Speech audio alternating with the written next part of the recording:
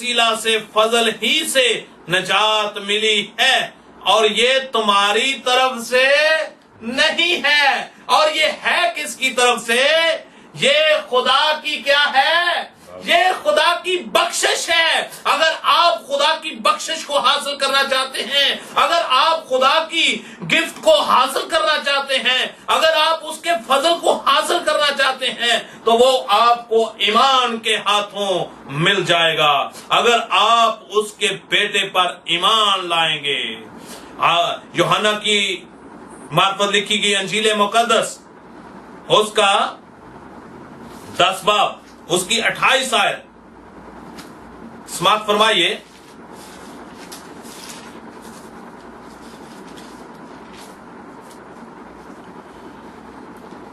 دس باب کی 28 آیت کو ہم تلاوت کرنے لگے ہیں، سنیے کلام مقدس کو۔ میری بھیڑیں میری آواز سنتی ہیں، 27 آیت سے پڑھ رہا ہوں تاکہ واضح ہو جائے، اور میں انہیں جانتا ہوں، وہ میرے پیچھے پیچھے چلتی ہیں۔ وہ کیا کرتی ہیں؟ وہ میرے پیچھے پیچھے چلتی ہیں، اور میں انہیں ہمیشہ کی زندگی بخشتا ہوں۔ میں انہیں کیا کرتا ہوں؟ ہمیشہ کی زندگی بخشتا ہوں۔ میں انہیں ہمیشہ کی زندگی بخشتا ہوں، اور وہ ابد تک کبھی ہلاک نہ ہوگی۔ جس طرح خدا نے دنیا سے ایسی محبت رکھی کہ اس نے اپنا اکلوتا بیٹا بخش دیا، اسی طرح جب ہم ایمان کے ہاتھوں خداوند یسوع المسیح کو قبول کر لیتے ہیں تو وہ پھر ہمیں کیا کرتا ہے؟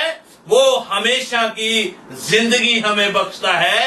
جیسا کہ میں پہلے بیان کر چکا ہوں کہ بخشش کا دوسرا نام جو ہے وہ ہے ہمیشہ کی زندگی، اور ہمیشہ کی زندگی بھی ایسی کہ جس پر آپ کا نہ تو کچھ خرچ ہو رہا ہے، نہ آپ کا کچھ ضیاع ہو رہا ہے، اور صرف آپ نے خداوند کے ساتھ رفاقت رکھنی ہے، خداوند کے ساتھ آپ نے میل جول رکھنا ہے، اور ایمان کے ہاتھوں اس کو قبول کرنا ہے، تب خداوند کی بخشش جو ہے وہ آپ کو مل جائے گی، اور وہ پھر آپ کو کیا کرے گا؟ ہمیشہ کی زندگی بخشے گا۔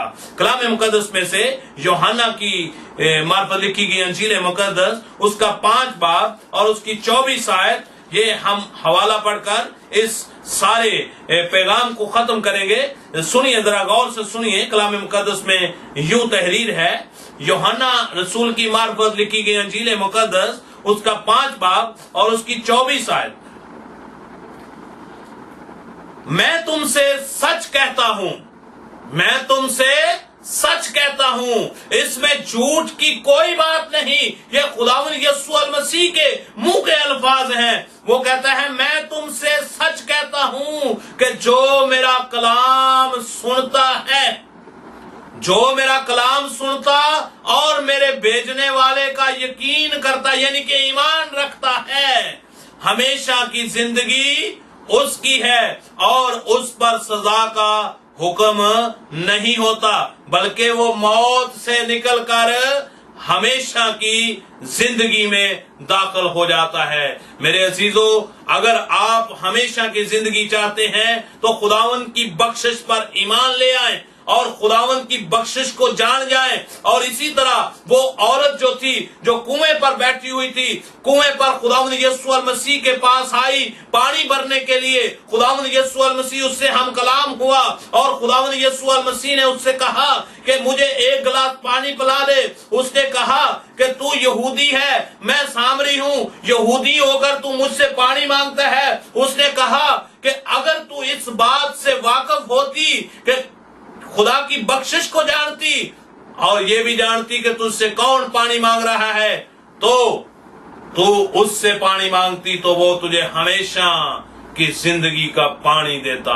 اسی طرح اس عورت نے جب ایمان لائی، جب اس نے کلام کو قبول کیا، خدا یسوع المسیح کی گفتگو کو قبول کیا، تو اس عورت نے جا کر اس نزدیک کا جو قصبہ تھا وہاں پر دوڑ کر گئی۔ کلام مقدس کو سنیے، اس عورت کے بارے میں بتانے لگا ہوں۔ ایک عورت تھی، वहां पर कोई बहुत ज्यादा लोग नहीं थे, एक औरत थी, और एक औरत के वसीला से एक पूरा गांव जो है वो बच गया। खुदावंद यीशु मसीह खोई हुई एक भेड़ के पास गए और उसको खुदावंद के कलाम की सच्चाई को उन्होंने उसके सामने रखा। जब उस भेड़ ने उसको कबूल कर लिया तो वो भेड़ जो है बहुत सारे शहर को बचाने का सबब बन गई। कलाम मुकद्दस में से यूहन्ना की मार्फत लिखी गई अंजील मुकद्दस उसका 4 बाब और उसकी 28 आयत को मैं तलावत करने लगा हूं। समाप्त फरमाइए।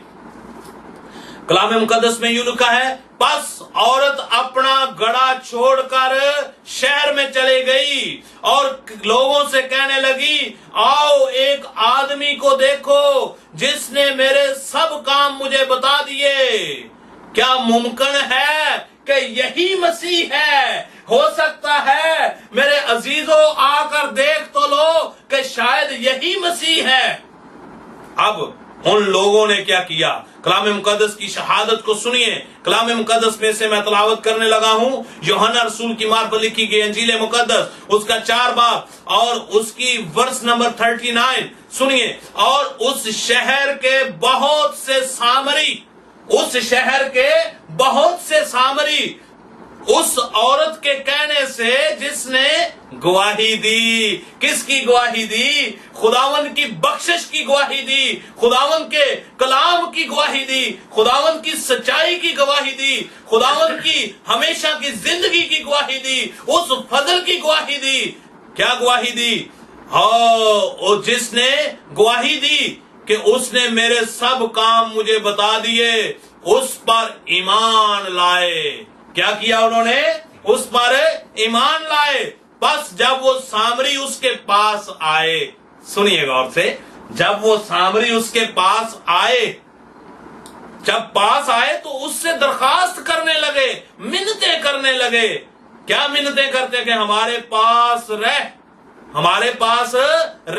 चनाचे वो 2 रोज वहां और रहा, क्योंकि इस शहर की खातर उसको सामरिया से होकर जाना जरूर था, क्योंकि खुदावंद की बख्शिश वहां पर ज़ाहिर होनी थी एक औरत के वसीला से। हालेलुया। और सुनिए आगे क्या लिखा हुआ है, वो 2 रोज वहां रहा और उसके कलाम के सबब से और भी बथेरे ईमान ले आए और उस औरत से कहने लगे। उस औरत से फिर क्या कहते हैं?